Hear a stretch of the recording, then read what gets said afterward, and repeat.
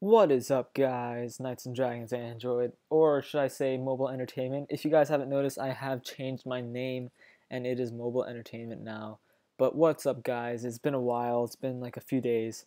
So I want to make a quick video, or not really a quick one, but just a pretty simple video this time.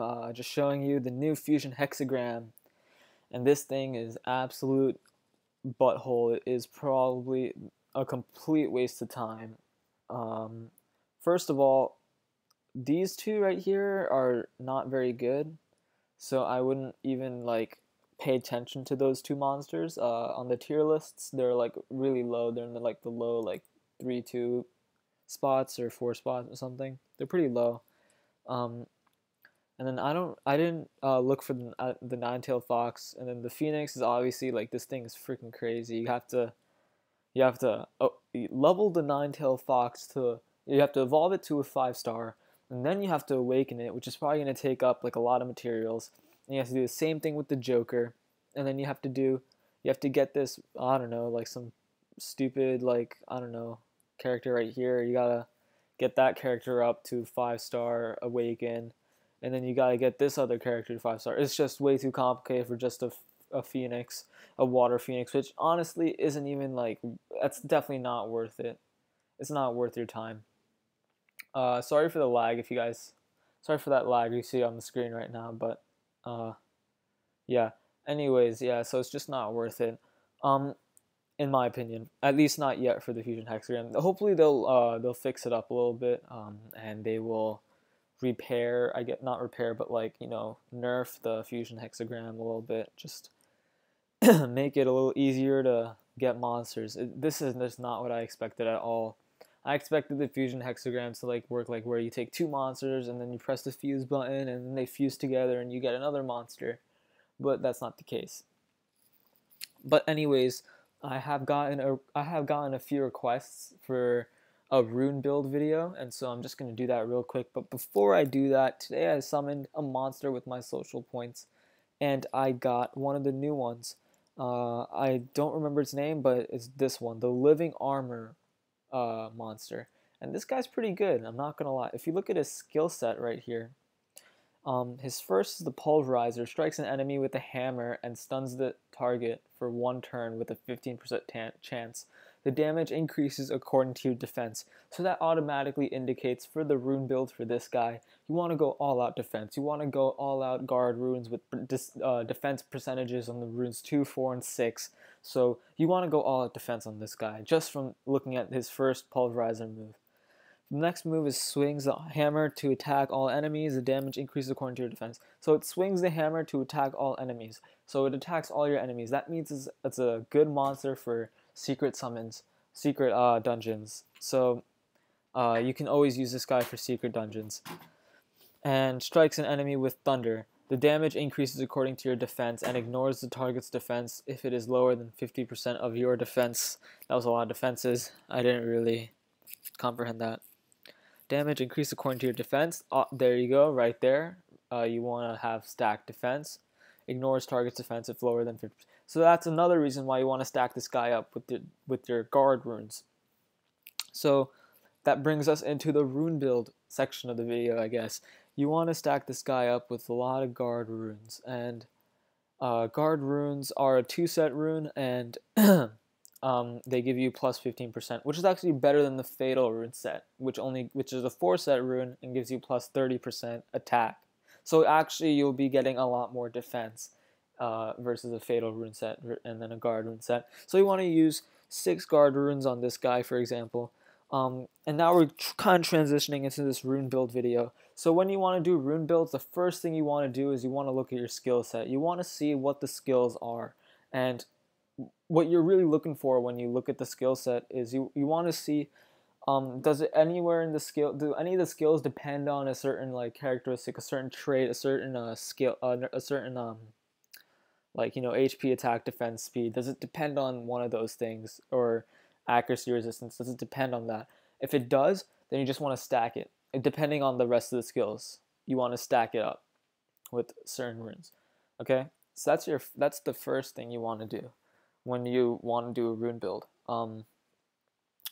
Okay, And let's say that it's kind of like, you don't really know, you don't really like, it doesn't say anything like that in like your skill set. Like it doesn't really say like your attack depends on your attack power depends on how much HP you have or whatever. It doesn't say that. Um, like for example, for this fire Ingami, the Rayok Awakened, it never really says like, like attack depends on whatever or defense depends on whatever or something like that. So what you want to do for this rune build is you want to go to the monster tier chart, and usually they have some rune builds set up already, which are actually pretty decent. So you could always check that out. But if you don't want to do that, if you want to make your own personalized rune build, first you want to go to this page right here. You want to see what kind of monster this guy is. Is it an attack, a defense monster, an HP monster? Is it a support character? What is it? For example, the Rayok is an attack monster. So what you want to do here is you want to stack up some attack on it because it's an attack monster. You want to have its strength is attack. So you want to increase its strength, right? That makes sense. So you want to stack up some fatal runes on this guy. So right there you got 4 runes already set, and you want to have some attack percentages in there. I put a defense percentage just because I wanted to have some defense on this guy too, just so he didn't die out so early. But I actually would recommend that you have attack percentages, and that actually reminds me I have to find an energy rune with an attack percentage for this guy. But you want to stack up some four fatal runes, okay, and you want to just make sure its attack is very good. And then you want to look at once you do all of that, you want to really look at the weak points of your monster. Is it weak in speed? Is it weak in HP? Is it weak in defense? Usually I don't mind too much. I don't care a lot about speed. I don't really see a significant improvement when I have a higher speed. I don't really see like the advantage of high speed, but I could be wrong. I'm not too advanced, but I usually just look at HP and defense and see which one is worse, HP or defense. I usually also don't really care much about the critical rate or critical damage. But actually a combination of attack and then critical rate and damage, that actually might be those are actually a really good combination. So I wouldn't really shun that out of your realm of possibilities. You know what I mean? So I think that maybe you could definitely pull off a pure attack and then some critical rate, critical damage, a monster like that. I think you could do that, and I think that would be pretty effective. But for the Rayok, I wanted him to last a little longer in battle, so I put on some defense, as you saw before, and then I also put on some energy runes on this guy, just so that he has some HP, so he lasts a little longer. And that is my build for the Rayok. This is also almost the same build as the recommended one, so you could always go through that. I have a video called Team Building Tips, and that pretty much gives you tips on how to build your team, and it has the monster tier charts and the links down below, so you can check out that video if you want to see that. Sorry, my voice is I don't know, I'm losing it. But now we're gonna move on to the Epikeon Priest, the wind one. If you already have a water priest or a fire priest, I wouldn't recommend that you keep this. But if you do not have any of the priests, then I would recommend you keep it and level it up. Because it's not bad. It's definitely better than my Tion, if that's for sure. But we're gonna go straight into the rune build here. So now what are we gonna do first? We're gonna look at the skill set.